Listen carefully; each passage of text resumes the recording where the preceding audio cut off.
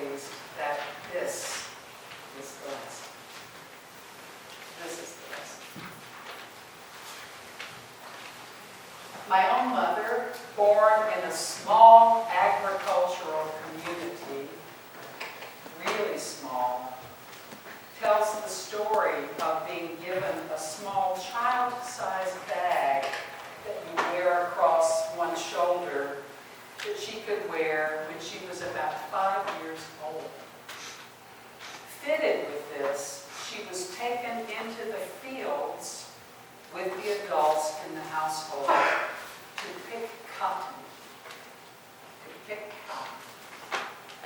It was all good fun, really, not done out of necessity.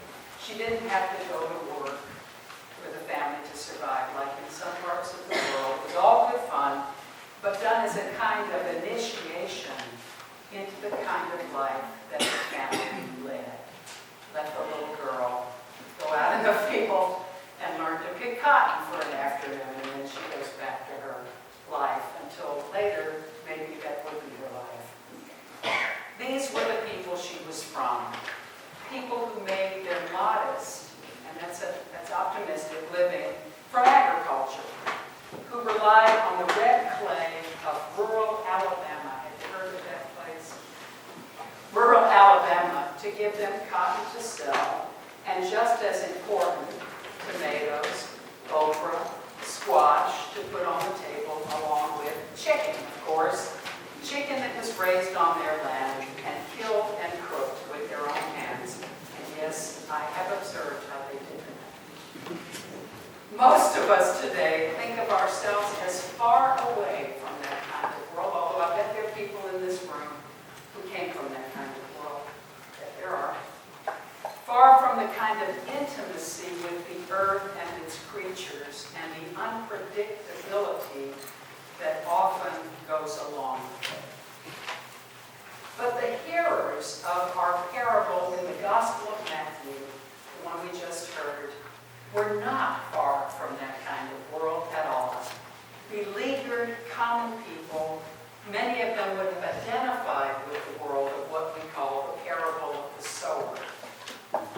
They would have known what it was like to have a tiny piece of land to farm, one in which some areas were always stony, and in which some areas always sprouted weeds that could choke out what they had planted. They would have known that no matter how careful you are in casting your seed, that some of that precious seed would fall on soil where it would yield nothing. Jesus' listeners would have been familiar with this situation, the bone-wearying, year in and year out reality of it. Because those of us who've been from farming families know, and we hear, of course, in our world today, just how unpredictable that is. But what those hearers would not have been familiar with, what would have completely confounded them, was Jesus' climactic statement about the yield. In a world in which the typical yield per seed was 5 to 10-fold, Jesus tells a story in which the yield in which those seeds germinate is 100-fold. 100-fold.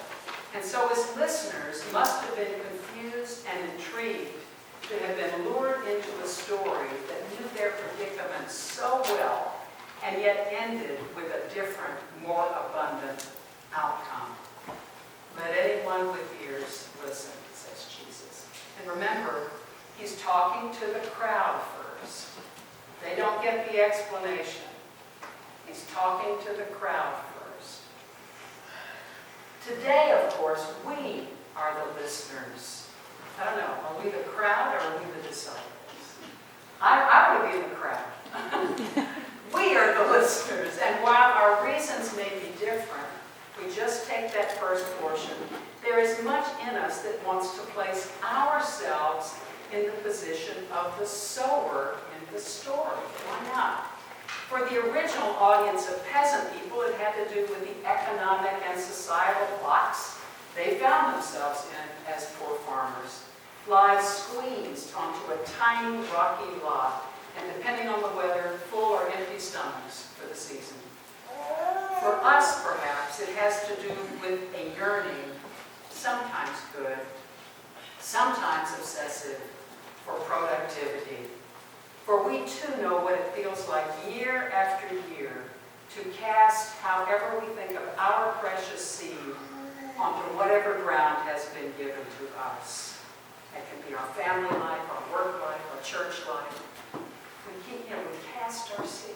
That's our energy. Everything we have to give, hoping for something new. To cast our seed under an uncertain sky, perplexed about where it's really fallen, anxious to know what it will really yield. We know what it's like to yearn for a good yield from our rocky little plot, our weed-choked little lot, the one we've given our hearts to, hoping that our seeds, the energy of our lives, will find good soil there. However, into this reflection where we put ourselves, we're the sower, hoping, throwing it out there, into this reflection, a reflection about all our hard work, about what it does and doesn't yield, comes Jesus' explanation of the parable to the insiders, to the disciples, those poor insiders who never do it right anyway. But he tells them. So I have to tell you, I don't like it when Jesus explains things in Scripture, particularly with the parables. I don't like it any more than I like hearing someone explain the meaning of a poem right after they read it, or hearing someone explain music after they just played it. It's kind of boring. It's sort of limited. Many scholars believe, in fact, that Jesus didn't explain much. That's not who he was. That he preferred telling stories and then letting them kind of reverberate in the listener's consciousness, rather than stopping those reverberations with telling them what it all means. Jesus, in fact, some say, was more poet than the writer of prose, more musician than musical educator, I like this one, more living work of art than docent in an art museum, explaining stuff, But here it is, that explanation, and this explanation occurs not once, but 3 times in the Gospels. He never lets this parable speak for itself. And so let anyone with ears listen, but let us listen with an ear for astonishment. Let's not listen too narrowly. And this is what Jesus says. God is the sower, not us in this parable. God is the sower. We are the soil. God is the one who has chosen to toil in the narrow, rocky plot, the weed-choked little lot of our earth and our lives. God is the one under an uncertain sky who season after season after season casts precious seed upon every part of that lot, even upon those places where there will be no yield, until the seeds find their way into good soil, and then astonishingly abundant yield bursts forth. This, then, is the realm of God the parable is talking about, a realm of strange inefficiency and high yield, a realm of God laboring under the same uncertain skies and through the same imperfect and unpredictable circumstances we inhabit to bring forth abundance. And of course, seen this way, God is the sower and we are the soil. The parable leaves us with an uncomfortable question. Because, of course, he lays out kinds of soil. Which of the kinds of soil, barren, rocky, weed-choked, or fertile, are we? Which kind of soil are we as individuals, or are we as parishes, as through the circumstances of our lives, and through the people connected to us, through the people connected to us, through the people connected to us, through the people connected to us, through the people connected to us, that God continues to cast seeds, the potential for new life in our direction. Okay, so what this says in my manuscript now is riff.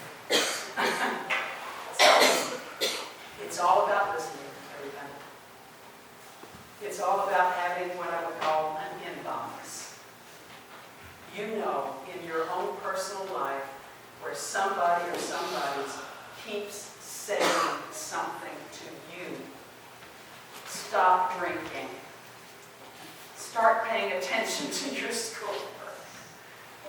Maybe you should find a different job.